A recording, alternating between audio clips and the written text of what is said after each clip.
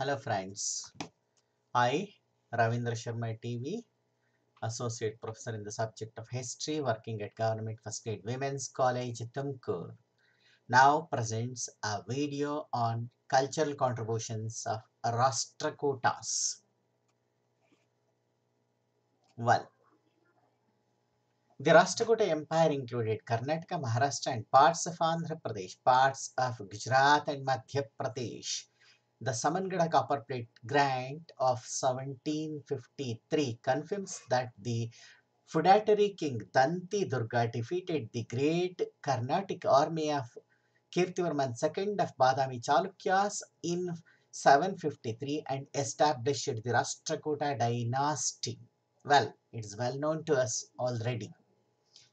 ಈ ಒಂದು ರಾಷ್ಟ್ರಕೂಟ ಸಾಮ್ರಾಜ್ಯ ಅಂತಕ್ಕಂಥದ್ದು ನಮ್ಮ ಕರ್ನಾಟಕ, ಮಹಾರಾಷ್ಟ್ರ, ಆಂಧ್ರ ಪ್ರದೇಶದ ಭಾಗಗಳನ್ನು ಒಳಗೊಂಡಿದ್ದಲ್ಲದೆ ಗುಜರಾತ್ನ ಕೆಲವು ಭಾಗಗಳು ಮತ್ತು ಮಧ್ಯಪ್ರದೇಶದ ಹಲವು ಭಾಗಗಳನ್ನು ಸಹ ಒಳಗೊಂಡಂತಹ ಅತಿ ವಿಶಾಲ ರಾಜ್ಯವಾಗಿತ್ತು, ಸಾಮ್ರಾಜ್ಯವಾಗಿತ್ತು ಅಂತಕ್ಕಂತಹ ಅಂಶ ನಮ್ಗೀಗಾಗಲೇ ಗೊತ್ತಿದೆ.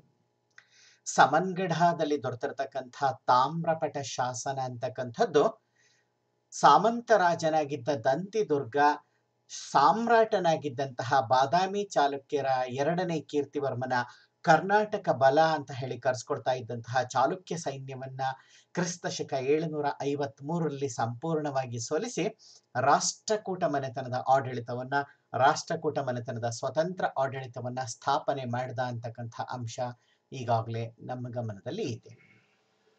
Dhruva expanded the kingdom into an empire. He led expeditions to Kannauj and defeated Gurjara Pratiharas and the Palas of Bengal.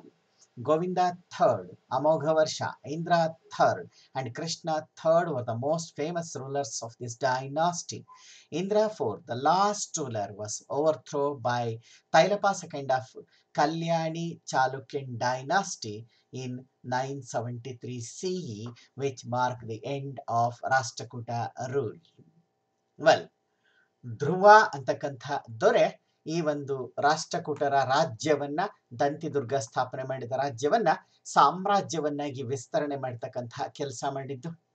ಆತ ಉತ್ತರ ಭಾರತದ ಮೇಲೆ ಸಹ ದಂಡಯಾತ್ರೆಯನ್ನ ಕೈಗೊಂಡಿದ್ದ.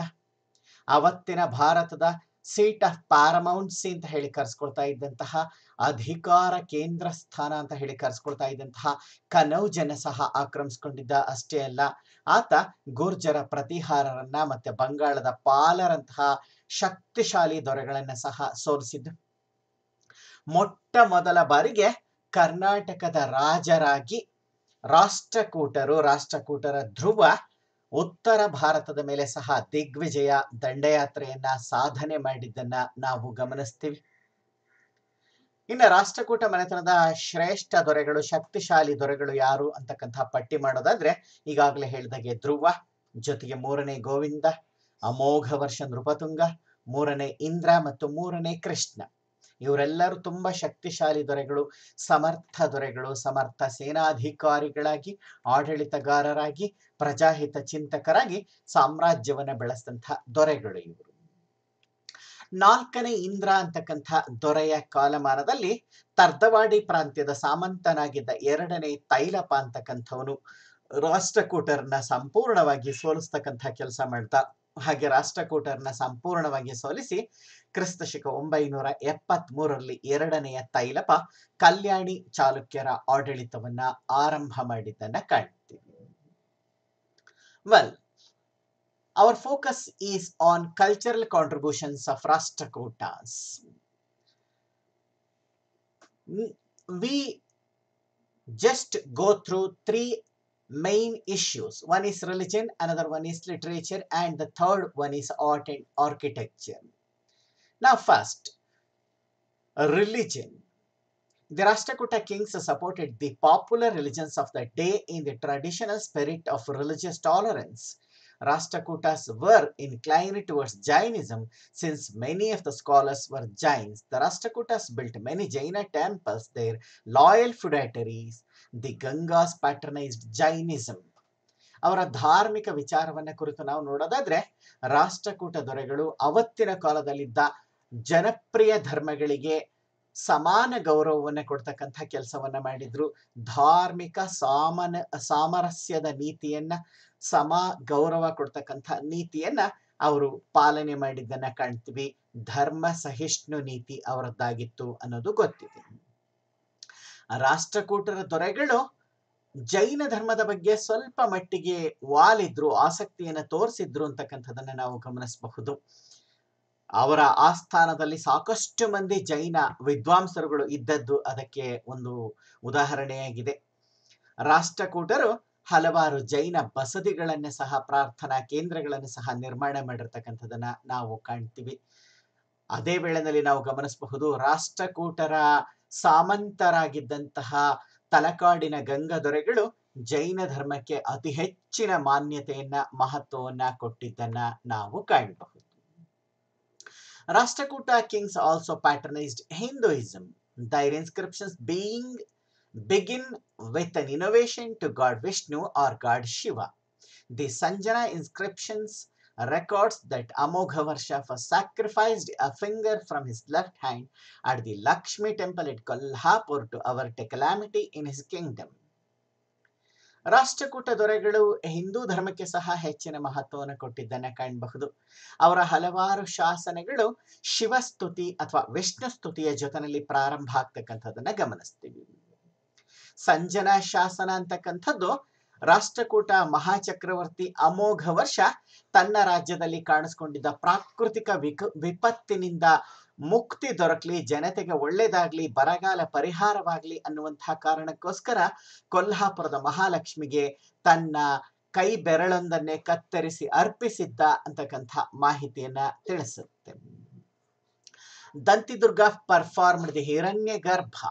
Sanjana plates mentions the rituals of Rajasuya, Vajapeya and Agnistoma. Kings titles like Parama Maheshwara, Viranarayana showed their love for Hinduism. Their flag had the sign of Ganga and Yamuna. Dantidurga ಮೊದಲ ದೊರೆ ಏನಿದ್ದ ಆತ ಹಿರಣ್ಯ ಗರ್ಭ ಅಂತಕ್ಕಂಥ ಮಹಾ ಯಾಗವೊಂದನ್ನ ಮಾಡಿದ್ದನ್ನು ನಾವು ಕಾಣ್ತೀವಿ. ಸಂಜನಾ ಶಾಸನ ಸ್ಪಷ್ಟವಾಗಿ ತಿಳಿಸುತ್ತೆ ರಾಜಸೂಯ, ವಾಜಪೇಯ, ಅಗ್ನಿಷ್ಠೋಮ ಯಂತ್ರ ಯಾಗಗಳನ್ನ ಮಾಡ್ತಕ್ಕಂಥ ಕ್ರಮ ವಿಚಾರಗಳನ್ನ ತಿಳಿಸುತ್ತೆ. ಹಾಗೆ ರಾಜರ ಬಿರುದಾವಳಿಗಳು ಪರಮ ಮಾಹೇಶ್ವರ, ವೀರನಾರಾಯಣ ಇತ್ಯಾದಿ ಬಿರುದುಗಳು ಅವರು ಹಿಂದೂ ಧರ್ಮಕ್ಕೆ ನೀಡ್ತಾ ಇದ್ದಂತಹ ಪ್ರೋತ್ಸಾಹವನ್ನ, ಕೊಟ್ಟಿದ್ದಂತಹ ಮಹತ್ವವನ್ನು ತಿಳಿಸ್ತವೆ. ಹಾಗೆ ರಾಷ್ಟ್ರಕೂಟರ ಧ್ವಜ ಏನಿದೆ, ಆ ಧ್ವಜದಲ್ಲಿ ಗಂಗಾ ಮತ್ತು ಯಮುನಾ ದೇವಿಯರ ಚಿತ್ರಣ ಇದ್ದಿದ್ದನ್ನ ನಾವು ಗಮನಿಸಬಹುದು.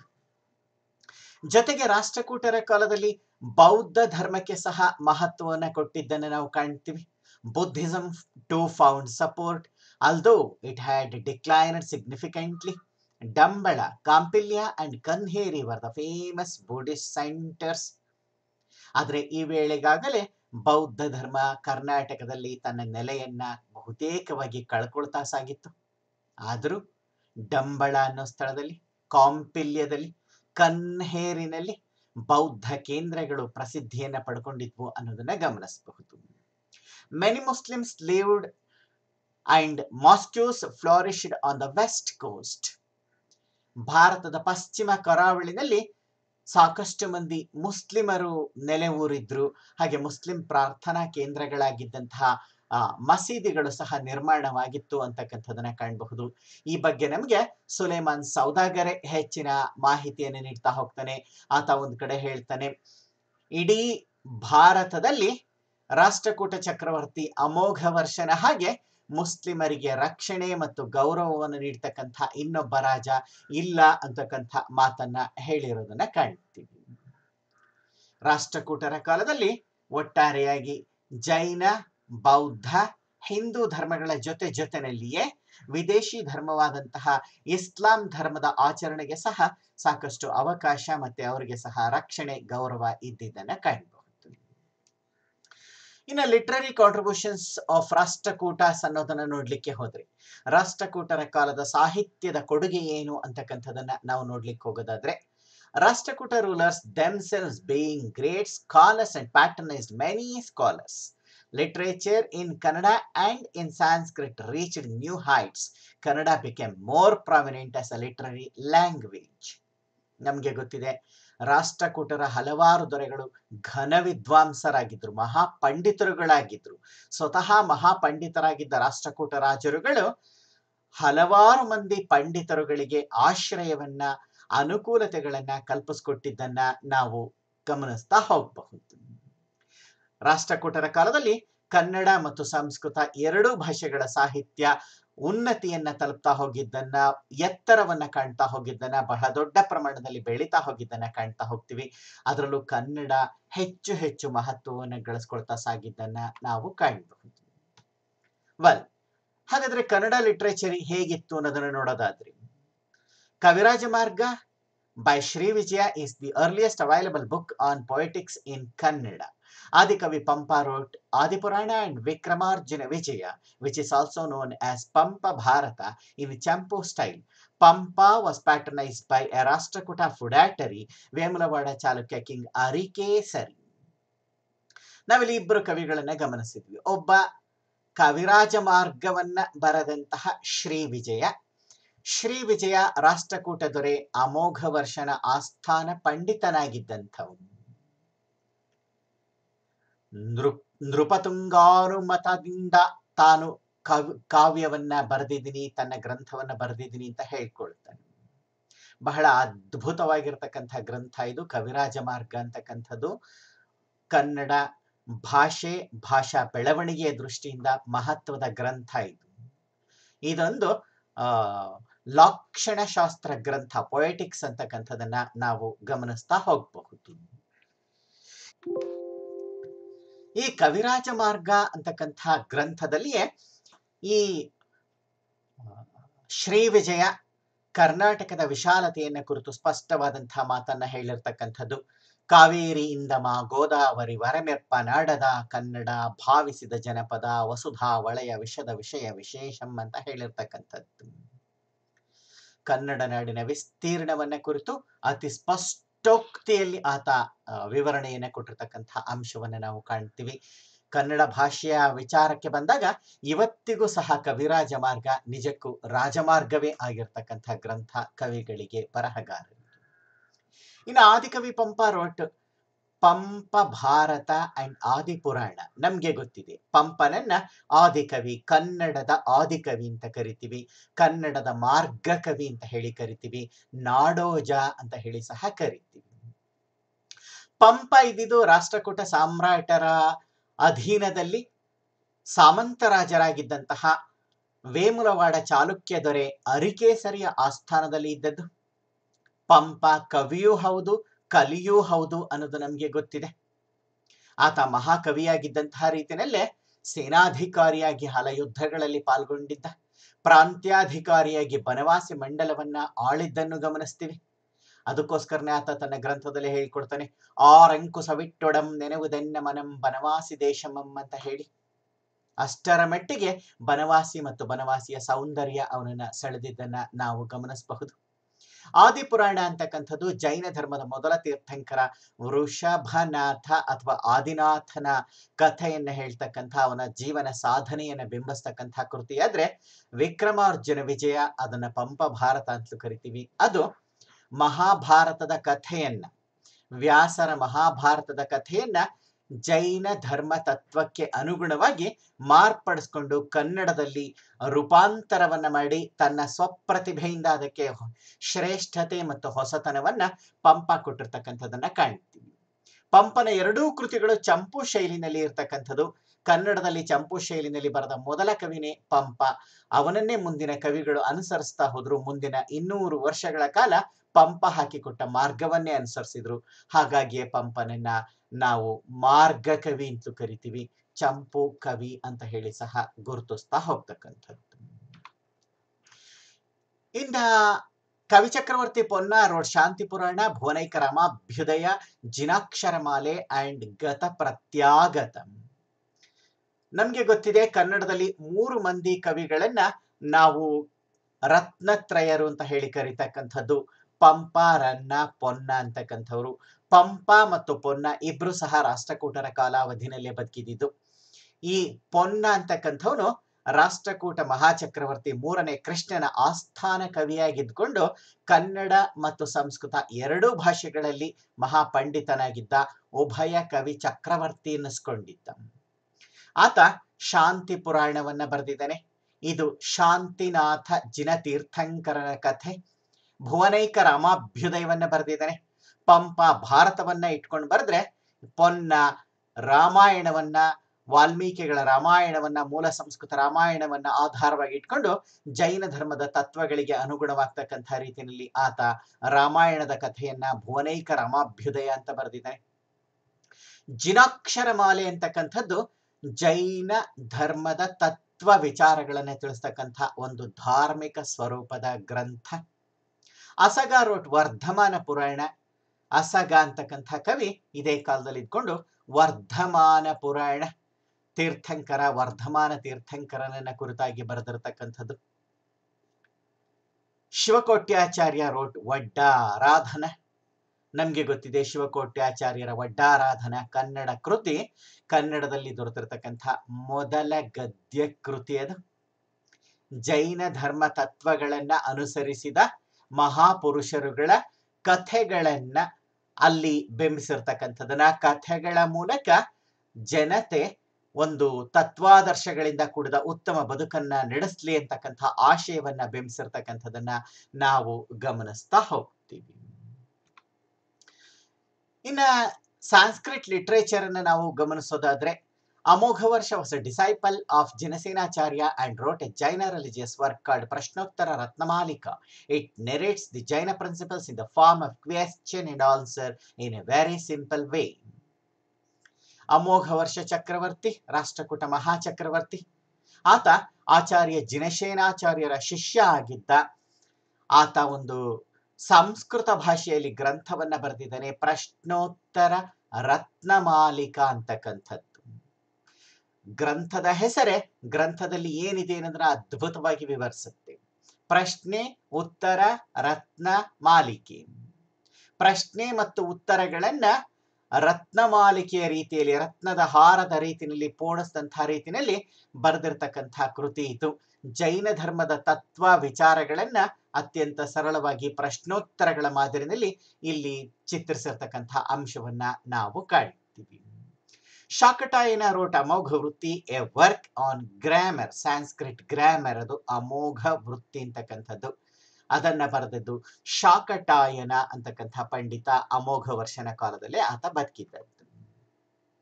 Somadeva Suri wrote Yashastilaka Champu and ನೀತಿ ವಾಕ್ಯಾಮೃತ.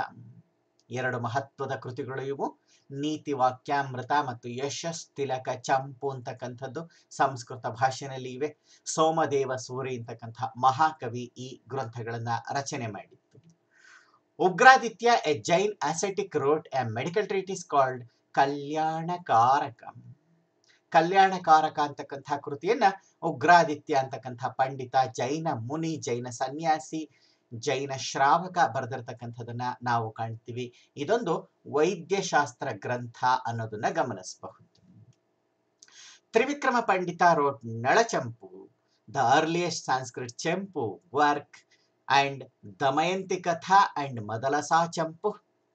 ತ್ರಿವಿಕ್ರಮ ಪಂಡಿತ ಅಂತಕ್ಕಂಥವನು ಆ ಕಾಲದಲ್ಲಿದ್ದಂತಹ ಇನ್ನೊಬ್ಬ ಮಹಾಪಂಡಿತ ಆಗಿದ್ಕೊಂಡು ಆತ ಚಂಪು ಶೈಲಿನಲ್ಲಿ ಸಂಸ್ಕೃತದಲ್ಲಿ ಮೊದಲಿಗೆ ಬರೀತಕ್ಕಂಥ ಕೆಲಸವನ್ನ ಮಾಡಿದ್ದು. ನಳಚಂಪು ಅನ್ನುವ ಗ್ರಂಥ ಬರೆದಿದ್ದಾನೆ, ಮದಲಸಾ ಚಂಪು ಅನ್ನುವಂಥ ಗ್ರಂಥ ಬರೆದಿದ್ದಾನೆ. ಹಾಗೆ ದಮಯಂತಿ ಕಥಾ ಅಂತಕ್ಕಂಥ ಕೃತಿ ಸಹ ಈ ತ್ರಿವಿಕ್ರಮ ಪಂಡಿತರದೇ ಆಗಿದೆ ಅನ್ನೋದನ್ನ ಗಮನಿಸಬಹುದು.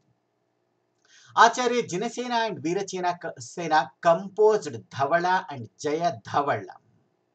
ಇಬ್ರು ಮಹಾನ್ ಪಂಡಿತರು, ಜೈನ ಧರ್ಮದ ಮಹಾಪಂಡಿತರುಗಳು, ಆಚಾರ್ಯ ಜಿನಸೇನರು ಮತ್ತು ಆಚಾರ್ಯ ವೀರಸೇನರು. ಇವರಿಬ್ರು ಸೇರ್ಕೊಂಡು ಜೈನ ಧರ್ಮದ ಮಹಾನ್ ಕೃತಿಗಳು ಇವು. ಧವಳ, ಜಯ ಧವಳ ಇವುಗಳನ್ನ ಅವರು ಕಂಪೋಸ್ ಮಾಡಿರ್ತಕ್ಕಂಥದನ್ನ, ಸಂಗ್ರಹಿಸಿ ಕೊಟ್ಟಿರ್ತಕ್ಕಂಥ ಅಂಶವನ್ನ ನಾವು ಗಮನಿಸ್ತಾ ಹೋಗಬಹುದು. ಇನ್ನ ಗುಣಭದ್ರಾಚಾರ್ಯ ರೋಟ್ ಉತ್ತರ ಪುರಾಣ ಅಂಡ್ ಕಂಪ್ಲೀಟ್ಸ್ ಆದಿಪುರಾಣ ಆಫ್ ಆಚಾರ್ಯ ಜಿನಸೇನ. ಜಿನಸೇನಾಚಾರ್ಯರು ಬರಿತಾ ಹೋದಂತಹ ಆದಿಪುರಾಣ ಅಂತಕ್ಕಂಥ ಕೃತಿ ಪೂರ್ಣಗೊಂಡಿರಲಿಲ್ಲ. ಆ ಆದಿಪುರಾಣ ಕೃತಿಯನ್ನ ಪೂರ್ಣಗೊಳಿಸಿದ್ದು ಗುಣಭದ್ರಾಚಾರ್ಯರು. ಜೊತೆಗೆ ಅವರು ಉತ್ತರ ಪುರಾಣ ಅಂತಕ್ಕಂಥ ಕೃತಿಯನ್ನ ಸಹ ಬರೆದ್ರು. ಈ ಆದಿಪುರಾಣ ಮತ್ತು ಉತ್ತರ ಪುರಾಣಗಳೇನಿದೆ ಜೈನ ತೀರ್ಥಂಕರರ ಬದುಕು ಮತ್ತು ಸಾಧನೆಗಳನ್ನ ಕುರಿತಾದಂತಹ ಮಹತ್ವದ ಗ್ರಂಥಗಳು. ಮಹಾವೀರಾಚಾರ್ಯ ರೋಟ್ ಗಣಿತ ಸಾರ ಸಂಗ್ರಹ. ಮಹಾವೀರಾಚಾರ್ಯರು ನಮಗೆ ಗೊತ್ತಿದೆ, ಅಮೋಘ ವರ್ಷ ನೃಪತುಂಗ ದೇವನ ಗುರುಗಳು ಇವರು ಗಣಿತ ಸಾರ ಸಂಗ್ರಹ ಅಂತಕ್ಕಂಥ ಕೃತಿಯನ್ನ ಬರೆದಿದ್ದಾರೆ. ತುಂಬಾ ಪ್ರಮುಖವಾದಂತಹ ಕೃತಿ. ಅವತ್ತಿನ ಕಾಲದ ಮ್ಯಾಥಮ್ಯಾಟಿಕ್ಸ್ ಅನ್ನ ತಿಳ್ಕೊಳ್ಳಿಕ್ಕೆ, ಅವತ್ತಿನ ಕಾಲದ ಗಣಿತಶಾಸ್ತ್ರದ ಬೆಳವಣಿಗೆಯನ್ನು ತಿಳ್ಕೊಳ್ಳಿಕ್ಕೆ ನೆರವಾಗ್ತಕ್ಕಂಥ ಕೃತಿ ಇತ್ತು. Pushpadanta wrote Mahapurana and Halayudha wrote Kavirahasya. Kavirahasya ಅಂತಕ್ಕಂಥದ್ದು ಹಲಾಯುಧ ಪಂಡಿತ ಬರೆದಂತಹ ಕೃತಿ ಆದ್ರೆ, ಪುಷ್ಪದಂತ ಬರೆದಿರ್ತಕ್ಕಂಥ ಕೃತಿ ಮಹಾಪುರಾಣ ಅಂತಕ್ಕಂಥದ್ದು. ಇವುಗಳು ಸಹ ಜೈನ ಧಾರ್ಮಿಕ ವಿಚಾರವನ್ನೇ ತಿಳಿಸುತ್ತೆ. ಇನ್ನ contributions of Rashtrakutas towards art and architecture ಅನ್ನೋದನ್ನ ಗಮನಿಸೋದಾದ್ರೆ, the contributions of the Rashtrakutas to the field of art and architecture are memorable. The Rashtrakutas contributions to the art and architecture are reflected in the splendid rock-cut cave shrines at Ellora, Ajanta and Elephant. Temples were built consisting of Pradakshina-patha, Mahamantapa, Sabhamantapa, Antarala and Garbhagriha. Well, ರಾಷ್ಟ್ರಕೂಟರ ಕಲೆ ಮತ್ತು ವಾಸ್ತುಶಿಲ್ಪದ ಕೊಡುಗೆ ಅನ್ನೋದನ್ನ ನಾವು ಗಮನಿಸಲಿಕ್ಕೆ ಹೋದ್ರೆ ತುಂಬಾ ಸ್ಮರಣೀಯವಾದಂತಹ ಕೊಡುಗೆಗಳನ್ನ ಅವರು ಕೊಟ್ಟಿರ್ತಕ್ಕಂಥದನ್ನ, ಅತಿ ಮಹತ್ವದ ಕೊಡುಗೆಯನ್ನ ಕೊಟ್ಟಿರ್ತಕ್ಕಂಥದನ್ನ ನಾವು ಕಾಣ್ತಾ ಹೋಗ್ತೀವಿ. ಎಲ್ಲಿ ರಾಷ್ಟ್ರಕೂಟರ ಕಲಾ ವಾಸ್ತುಶಿಲ್ಪವನ್ನ ನಾವು ಗಮನಿಸಬಹುದು ಅಂತ ಹೇಳಿದ್ರೆ, ಪ್ರಧಾನವಾಗಿ ಗುಹಾಂತರ್ ದೇವಾಲಯಗಳಲ್ಲಿ ಬೃಹದಾಕಾರದ ಬೆಟ್ಟದ ಹೆಬ್ಬಂಡೆಗಳನ್ನ ಕೊರೆದು ನಿರ್ಮಿಸಿರ್ತಕ್ಕಂಥ ಇದು ಕಟ್ಟಲ್ಪಟ್ಟಂತಹ ಅಲ್ಲ, ಕನ್ಸ್ಟ್ರಕ್ಟಿವ್ ಟೆಂಪಲ್ಸ್ ಅಲ್ಲ, ಇದು ಕಾರ್ವ್ಡ್ ಔಟ್ ಟೆಂಪಲ್ಸ್. ಎಲ್ಲಿದೆ ಅಂದ್ರೆ ಎಲ್ಲೋರಾ, ಅಜಂತ, ಎಲಿಫೆಂಟಾಗಳಲ್ಲಿ ಇರ್ತಕ್ಕಂಥದನ್ನ ನಾವು ಕಾಣಬಹುದು. ಇವತ್ತು ಈ ಮೂರು ಪ್ರದೇಶಗಳು ಮಹಾರಾಷ್ಟ್ರಕ್ಕೆ ಸೇರಿದೆ, ಆದರೆ ಅವತ್ತಿನ ಕಾಲದಲ್ಲಿ ಕರ್ನಾಟಕದ ಭಾಗಗಳು. ಹಾಗೇನೆ ದೇವಾಲಯಗಳ ನಿರ್ಮಾಣ ಸಹ ಆಗಿರ್ತಕ್ಕಂಥದನ್ನ ನಾವು ಕಾಣ್ತೀವಿ. ದೇವಾಲಯಗಳು ಎಲ್ಲಿದೆ ಅನ್ನೋದನ್ನ ನಾವು ಆಮೇಲೆ ಗಮನಿಸೋಣ. ದೇವಾಲಯಗಳು ಹೇಗಿದ್ವು ಅನ್ನೋದನ್ನ ಗಮನಿಸ್ಲಿಕ್ಕೆ ಹೋದ್ರೆ, ಪ್ರದಕ್ಷಿಣಾ ಪಥ ಇರ್ತದ್ದು ಪ್ರತಿ ದೇವಾಲಯಕ್ಕೆ, ಮುಖ ಮಂಟಪ, ತೆರೆದ ಮುಖ ಮಂಟಪ ಇರ್ತಾ ಇತ್ತು, ಸಭಾ ಮಂಟಪ ಇರ್ತಾ ಇತ್ತು, ಅದನ್ನ ನವರಂಗ ಮಂಟಪ ಅಂತಲೂ ಕರಿತೀವಿ, ಅಂತರಾಳ ಮಂಟಪ ಅಂತಕ್ಕಂಥದ್ದು ಇರ್ತಾ ಇತ್ತು, ಮತ್ತೆ ದೇವತಾ ಮೂರ್ತಿಗಳನ್ನ ಇಟ್ಟಿರ್ತಕ್ಕಂಥ ಗರ್ಭಗೃಹ ಇರ್ತಾ ಇತ್ತು. Well, the most exquisite temple is the Kailasanatha temple at Ellora, built by Krishna first. It was carved out of a single rock. This two-storied temple is supported by life-size elephants at the base. It is 276 feet long, 154 feet wide and 107 feet deep. ನೋಡಿ, ಕೈಲಾಸನಾಥ ದೇವಾಲಯ ಅಂತಕ್ಕಂಥದ್ದು ಎಲ್ಲೋರಾದಲ್ಲಿ ಇರತಕ್ಕಂಥ ದೇವಸ್ಥಾನ, ಶಿವ ದೇವಸ್ಥಾನ ಹೆಸರೇ ಸೂಚಿಸೋ ಹಾಗೆ. ಈ ದೇವಸ್ಥಾನವನ್ನ ನಿರ್ಮಾಣ ಮಾಡಿಸಿದ್ದು 1ನೇ ಕೃಷ್ಣ ಅಂತಕ್ಕಂಥದ್ದವರೇ. ನಾವೀಗಾಗಲೇ ಗಮನಿಸಿದ ಹಾಗೆ ಕೈಲಾಸನಾಥ ದೇವಾಲಯ ಅಂತಕ್ಕಂಥದ್ದು ಬೃಹತ್ ಹೆಬ್ಬಂಡೆಯನ್ನ ಕೊರೆದು ಮಾಡಿರ್ತಕ್ಕಂತಹ ಗುಹಾಂತರ್ ದೇವಾಲಯ. ಈ ಗುಹಾಂತರ್ ದೇವಾಲಯದ ಭವ್ಯತೆಯನ್ನೇ ಗಮನಿಸ್ ನೋಡಿ. 276 ಅಡಿ ಉದ್ದ ಇರತಕ್ಕಂಥ, 154 ಅಡಿ ಅಗಲವಿರ್ತಕ್ಕಂಥ, 107 ಅಡಿ ಎತ್ತರವಿರ್ತಕ್ಕಂಥ ದೇವಸ್ಥಾನ ಇದು. ನಿಜವಾದ ಆನೆಗಳ ಗಾತ್ರದಲ್ಲೇ ಇರ್ತಕ್ಕಂಥ ಕಲ್ಲಿನ ಆನೆಗಳು, ಸಾಲು ಸಾಲು ಕಲ್ಲಿನ ಆನೆಗಳು ದೇವಾಲಯವನ್ನ ಹೊತ್ತು ನಿಂತಿದೆಯೇನೋ ಅನ್ನೋ ರೀತಿ ಒಳಗೆ ನಿರ್ಮಾಣ ಆಗಿರ್ತಕ್ಕಂಥದ್ದು. 2 ಅಂತಸ್ತಿನ ಅತಿ ಸುಂದರವಾದಂತಹ ದೇವಸ್ಥಾನ. ಮತ್ತೆ ನೆನಪಿರ್ಲಿ, ಜಗತ್ತಿನಲ್ಲೇ ಶಿಖರವನ್ನೂ ಹೊಂದಿರುವ ಏಕಮಾತ್ರ ದೇವಸ್ಥಾನ ಎಲ್ಲೋರದ ಕೈಲಾಸನಾಥ ದೇವಾಲಯ. ಪರಿಪೂರ್ಣ ದ್ರಾವಿಡ ಶೈಲಿಯ ದೇವಸ್ಥಾನ ಇದು.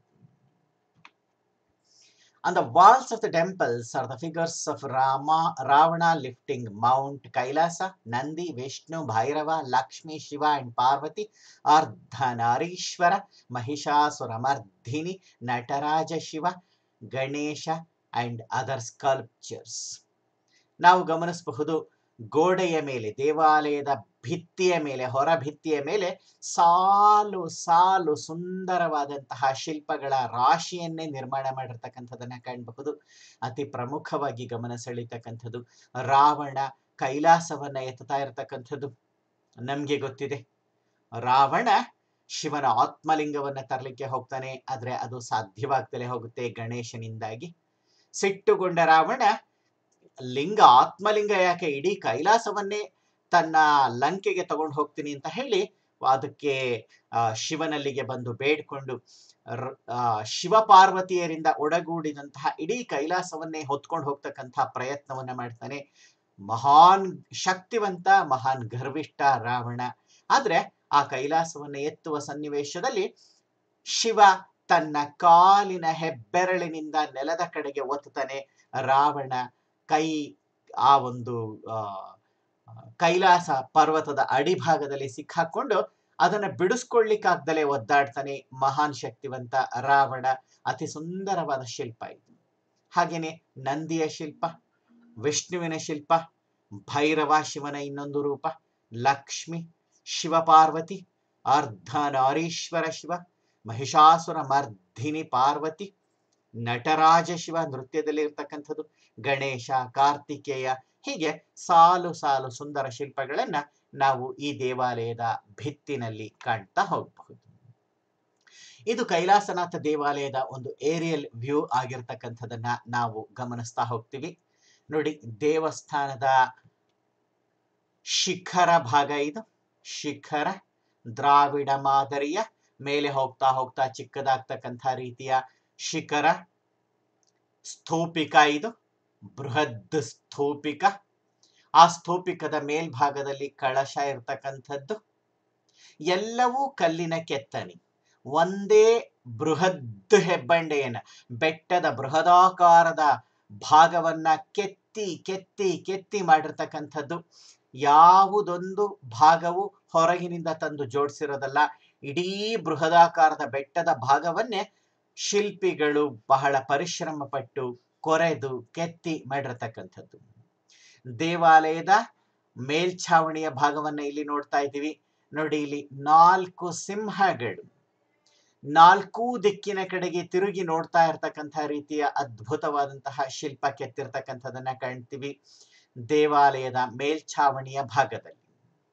ಅರ್ಥಪೂರ್ಣವಾದ ಅತಿ ಸುಂದರವಾಗಿರ್ತಕ್ಕಂಥ ಕೆತ್ತನೆ. ರಾಷ್ಟ್ರಕೂಟ ಸಾಮ್ರಾಜ್ಯದ ಶಕ್ತಿಯ ಸಂಕೇತ ಇದು. ಎಲ್ಲ ಕಡೆಗೂ ರಾಷ್ಟ್ರಕೂಟ ಸಾಮ್ರಾಜ್ಯ ಹಬ್ಬಿದೆ, ಶಕ್ತಿವಂತ ಸಾಮ್ರಾಜ್ಯ ಅನ್ನೋದನ್ನ ತೋರಿಸ್ತಕ್ಕಂಥ ರೀತಿಯಲ್ಲಿ ಇಡೀ ದೇವಾಲಯದ ತಳಭಾಗ, ಭಿತ್ತಿ ಗೋಡೆಗಳು, ಒಳಗಿರ್ತಕ್ಕಂಥ ಕಂಬಗಳು, ಮೇಲ್ಛಾವಣಿ, ಶಿಖರ, ಕಳಶ, ಅಲ್ಲಿರ್ತಕ್ಕಂಥ ಸಾಲು ಸಾಲು ಶಿಲ್ಪಗಳು, ಎಲ್ಲ ಒಳಗಿರ್ತಕ್ಕಂಥ ಗರ್ಭಗೃಹದಲ್ಲಿರ್ತಕ್ಕಂಥ ಬೃಹದಾಕಾರದ ಶಿವಲಿಂಗ ಎಲ್ಲವೂ ಸಹ ಒಂದೇ ಕಲ್ಲಿನಿಂದ ಕೊರೆದು ನಿರ್ಮಾಣ ಮಾಡಿರ್ತಕ್ಕಂಥದ್ದು ಅನ್ನೋದನ್ನ ನಾವಿಲ್ಲಿ ಗಮನಿಸ್ತಾ ಹೋಗಬಹುದು.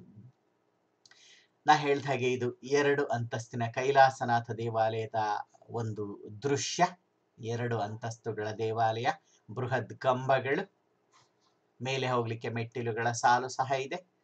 ಬೃಹದ್ ಆನೆಯ ಮೂರ್ತಿಯನ್ನ ಭಗ್ನಗೊಳಿಸಿದರೆ ಬೃಹದ್ ಆನೆಯ ಶಿಲ್ಪ. ನೋಡಿ, ಇದು ಏರಿಯಲ್ ವ್ಯೂ, ಮೇಲಿನಿಂದ ತೆಗೆದಿರ್ತಕ್ಕಂಥ ದೃಶ್ಯ. ಬೆಟ್ಟದ ಹೆಬ್ಬಂಡೆಯ ಭಾಗ ಸುತ್ತ ಹಾಗೆ ಇರ್ತಕ್ಕಂಥದನ್ನ ಕಾಣಬಹುದು. ಇದು ನಮ್ಗೆ ಅರ್ಥ ಒದಗಿಸ್ಕೊಡುತ್ತೆ ಹೇಗೆ ಕೆತ್ತಿರಬಹುದು ದೇವಸ್ಥಾನವನ್ನ ಅಂತ. ಇಲ್ಲಿದ್ದಂತಹ ಬೃಹದ್ ಬಂಡೆಯನ್ನ ಕೊರೆದು ಕೊರೆದು ಕೊರೆದು ತೆಗೆದು ಸಾವಿರಾರು ಮಂದಿ ಶಿಲ್ಪಿಗಳು ನೂರಾರು ವರ್ಷಗಳ ಕಾಲ ಪರಿಶ್ರಮ ಪಟ್ಟು ಇಂಥದೊಂದು ಅತ್ಯದ್ಭುತವಾಗಿರ್ತಕ್ಕಂಥ ದೇವಸ್ಥಾನವನ್ನ ನಿರ್ಮಾಣ ಮಾಡಿರ್ತಕ್ಕಂಥದ್ದು. ದೇವಸ್ಥಾನದ ಇನ್ನೊಂದು ಚಿತ್ರಣ ಇದು. ದೇವಸ್ಥಾನದ ಮುಂಭಾಗದಲ್ಲಿ ಇರ್ತಕ್ಕಂಥ ಬೃಹದಾಕಾರದ ಕಂಬ. ಇದು ಸಹ ಅದೇ ದೇವಸ್ಥಾನಕ್ಕೆ ಸೇರಿದ ಒಂದೇ ಹೆಬ್ಬಂಡೆಯ ಭಾಗ ಅನ್ನೋದನ್ನ ನಾವಿಲ್ಲಿ ಗಮನಿಸಬೇಕಾಗುತ್ತೆ.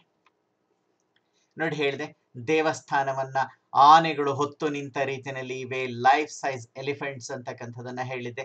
ದೇವಸ್ಥಾನದ ಹೊರ ಭಿತ್ತಿಯ ಭಾಗದಲ್ಲಿ, ಪ್ರದಕ್ಷಿಣಾ ಪಥದಂಥ ಭಾಗದಲ್ಲಿ ಸಾಲು ಸಾಲು ಆನೆಗಳು, ನೂರಾರು ಆನೆಗಳು ಇದ್ರು ಒಂದು ಆನೆಯ ರೀತಿಯಲ್ಲಿ ಇನ್ನೊಂದು ಆನೆಯನ್ನ ನಾವು ಕಾಡ್ಲಿಕ್ಕಾಗಲ್ಲ. ಭಿನ್ನ ಭಿನ್ನ ರೀತಿನಲ್ಲಿ ಆನೆಗಳನ್ನ ನಿರ್ಮಾಣ ಮಾಡಿರ್ತಕ್ಕಂಥದನ್ನ ನಾವು ಕಾಣ್ತಾ ಹೋಗ್ತೀವಿ. ರಾವಣ ಲಿಫ್ಟಿಂಗ್ ಕೈಲಾಸ, ರಾವಣನ ಗರ್ಭಭಂಗದ ದೃಶ್ಯ ಇದು. ಶಿವ ಪಾರ್ವತಿಯರು ದೇವ ದಂಪತಿಯರು ಇಲ್ಲಿ ಕುಳಿತಿದ್ದಾರೆ. ದೇವ ದಂಪತಿಯರು ಕೈಲಾಸದಲ್ಲಿ, ಕೈಲಾಸಕ್ಕೆ ಹೋಗಿದ್ದಾನೆ. ಶಿವಗಣ, ಶಿವನ ಪರಿವಾರ ಇಲ್ಲಿರ್ತಕ್ಕಂಥದನ್ನ ನಾವು ಗಮನಿಸ್ತೀವಿ. ರಾವಣ, ಇವನು ಮಹಾಬಲಿ ರಾವಣ. ನೋಡಿ, ರಾವಣ ಅಹಂಕಾರದಿಂದ ತುಂಬಿದ್ದ ರಾವಣ ಕೈಲಾಸವನ್ನ ಮೇಲೆತ್ತಕ್ಕಂಥ ಪ್ರಯತ್ನ ಮಾಡ್ತಾ ಇದ್ದಾನೆ. ಶಿವ ತನ್ನ ಬಲಗಾಲಿನ ಹೆಬ್ಬೆರಳಿನಿಂದ ಕೆಳಭಾಗಕ್ಕೆ ತಳ್ತಾ ಇರ್ತಕ್ಕಂಥದ್ದು. ಬರೀ ಹೆಬ್ಬೆರಳಿನ ಚಲನೆ ಅಷ್ಟೇ.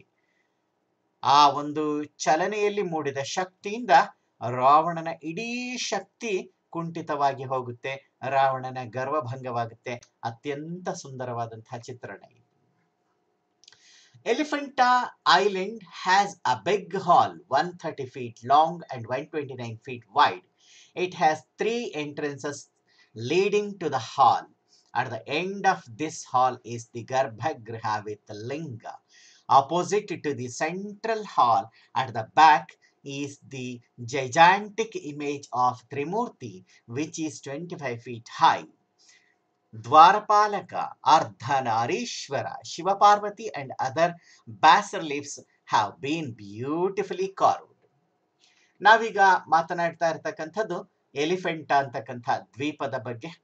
ಬೊಂಬಾಯಿಗೆ ಸಮೀಪದಲ್ಲಿ ಅರಬ್ಬಿ ಸಮುದ್ರ ಒಳಭಾಗದಲ್ಲಿ ಇರ್ತಕ್ಕಂಥ ಸಣ್ಣದೊಂದು ದ್ವೀಪ ಇದು ಎಲಿಫೆಂಟಾ ಅಂತಕ್ಕಂಥ ದ್ವೀಪ.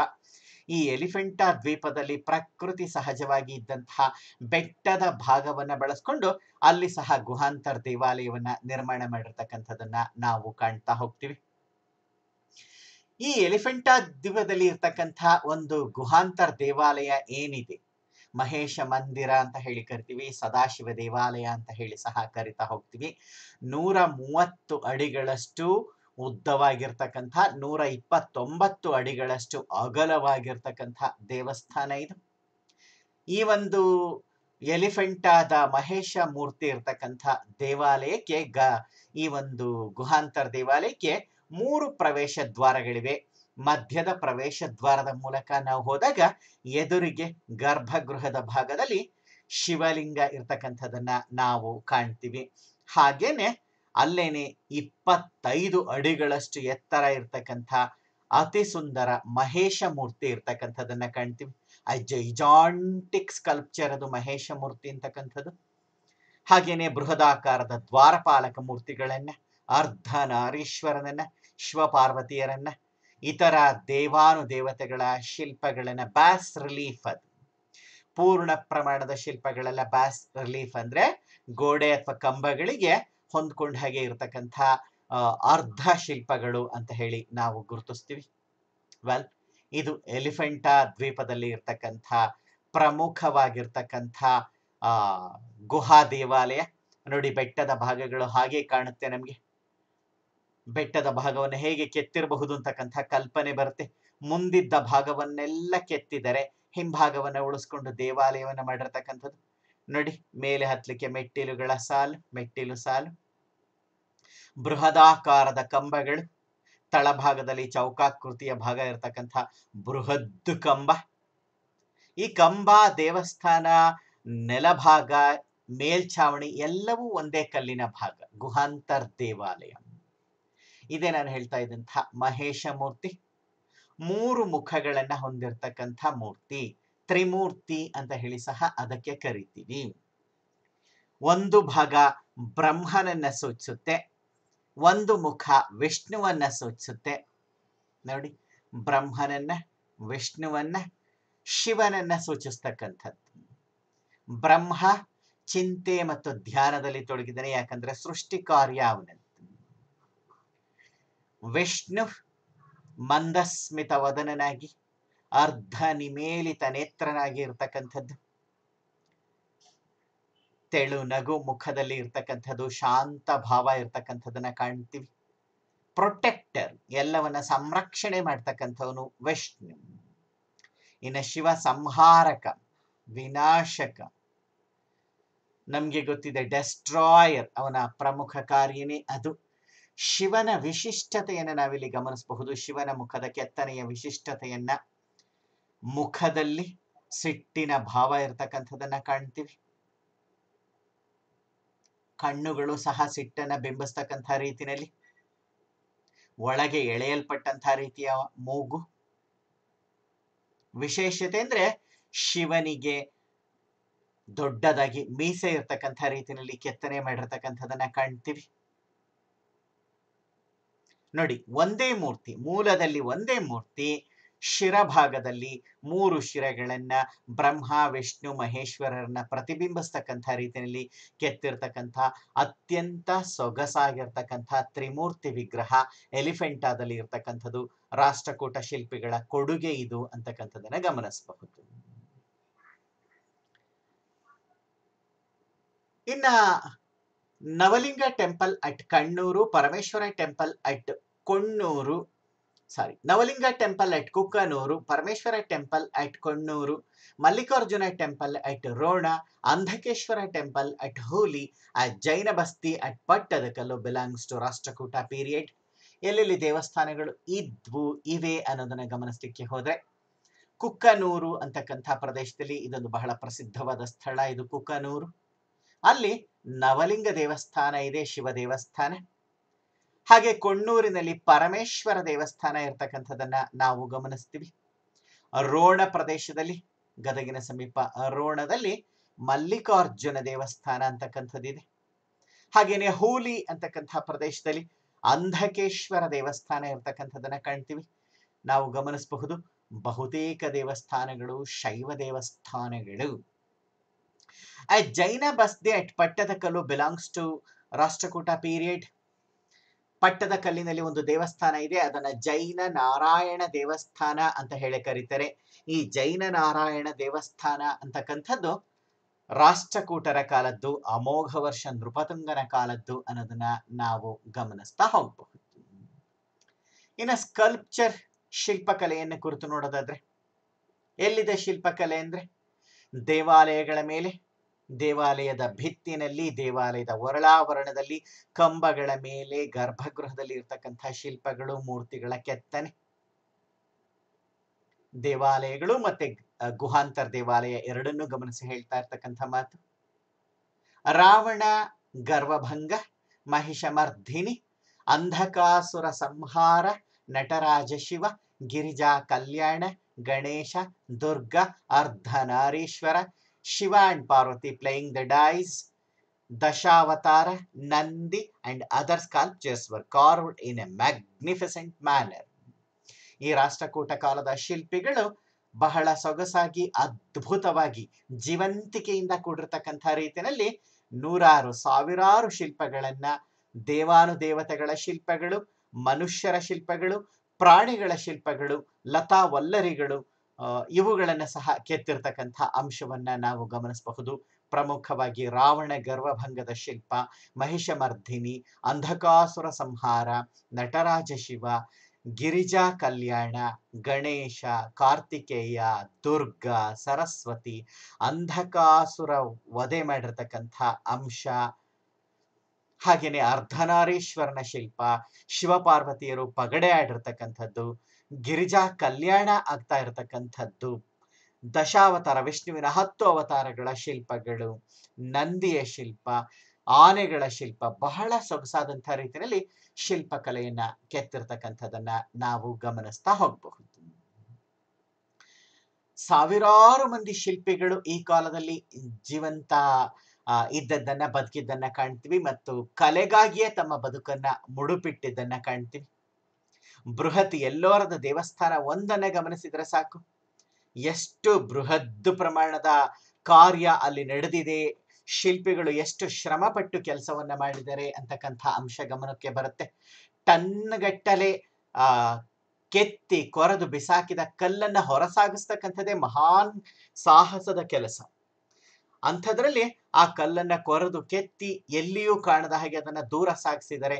ಅಷ್ಟೇ ಅಲ್ಲ, ಅತಿ ಸುಂದರ, ಅತಿ ದೊಡ್ಡ, ಪರಿಪೂರ್ಣ ಪ್ರಮಾಣದ ದ್ರಾವಿಡ ಮಾದರಿಯ ಶಿಖರವನ್ನ ಹೊಂದಿರತಕ್ಕಂಥ ಜಗತ್ತಿನ ಏಕಮಾತ್ರ ಏಕಶಿಲಾ ದೇವಸ್ಥಾನವನ್ನ ನಮ್ಮ ಕನ್ನಡ ನಾಡಿನ ದೊರೆಗಳಾದಂತಹ ರಾಷ್ಟ್ರಕೂಟರು ನಿರ್ಮಾಣ ಮಾಡಿದ್ರು ಅಂತಕ್ಕಂಥದ್ದು ನಮಗೆಲ್ಲ ಹೆಮ್ಮೆ ತರ್ತಕ್ಕಂಥ ವಿಚಾರ. ಇದು ರಾಷ್ಟ್ರಕೂಟರ ಕಾಲದ ಸಾಂಸ್ಕೃತಿಕ ಕೊಡುಗೆಗೆ ಸಂಬಂಧಪಟ್ಟಂತಹ ಸರಳವಾದಂತಹ ವಿವರಣೆ. ನಾವು ಮುಗಿಸುವ ಮುನ್ನ ಒಂದು ಅಂಶವನ್ನ ಗಮನಿಸಬೇಕು. ರಾಷ್ಟ್ರಕೂಟರ ಕಾಲಮಾನದಲ್ಲಿ ನಾವು ಗಮನಿಸಿದ್ವಿ ರಿಲಿಜಿಯಸ್ ಟಾಲರೇಷನ್ ಇತ್ತು ಅಂತಕ್ಕಂಥ ಮಾತನ್ನ, ಧಾರ್ಮಿಕ ಸಹಿಷ್ಣುತೆ ಇತ್ತು ಅಂತಕ್ಕಂಥ ಮಾತನ್ನ ಗಮನಿಸ್ತೀವಿ. ಹಿಂದೂ, ಬೌದ್ಧ, ಜೈನ ಧರ್ಮಗಳ ಜೊತೆಯಲ್ಲಿ ಇಸ್ಲಾಂಗೂ ಅವರು ಆಶ್ರಯವನ್ನ ಕೊಟ್ಟಿದ್ರು ಅನ್ನೋದು ಗೊತ್ತು. ಹಿಂದೂ ಧರ್ಮದಲ್ಲಿ ಶೈವ, ವೈಷ್ಣವ, ಶಾಕ್ತ, ಪಾಶುಪಥ ಹೀಗೆ ಹಲವಾರು ಪಂಥಗಳಿತ್ತು ಅನ್ನೋದು ಗೊತ್ತು. ಆದ್ರೆ ನಮ್ಮನ್ನ ತೀವ್ರವಾಗಿ ಕಾಡ್ತಕ್ಕಂಥ ಒಂದು ಪ್ರಶ್ನೆ ಅಂತ ಹೇಳಿದ್ರೆ, why there was no mention of Acharya Shankara anywhere in literature and also in inscriptions? A $1 million question.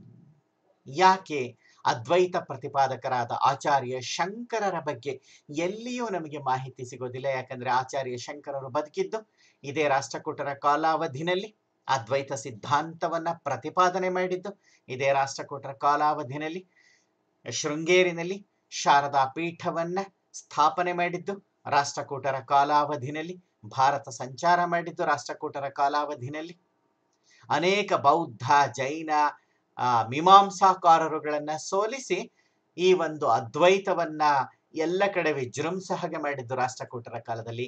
ಆದ್ರೆ ಅವರ ಬಗ್ಗೆ ಎಲ್ಲಿಯೂ ಮಾಹಿತಿ ಸಿಕ್ಕೋದಿಲ್ಲ. ಇದೊಂದು ನಮ್ಮನ್ನ ಸದಾ ಕಾಡ್ತಕ್ಕಂಥ ಪ್ರಶ್ನೆ ಆಗಿರೋದನ್ನ ಕಾಣ್ತೀವಿ. ವೆಲ್, ಇದುವರೆಗೆ ನಾವು ರಾಷ್ಟ್ರಕೂಟರ ಕಾಲದ ಸಾಂಸ್ಕೃತಿಕ ಕೊಡುಗೆಗಳನ್ನ ಕುರಿತಾಗಿರ್ತಕ್ಕಂಥ ಕಿರು ಪರಿಚಯವನ್ನ ಪಡ್ಕೊಂಡಿದ್ದೀವಿ.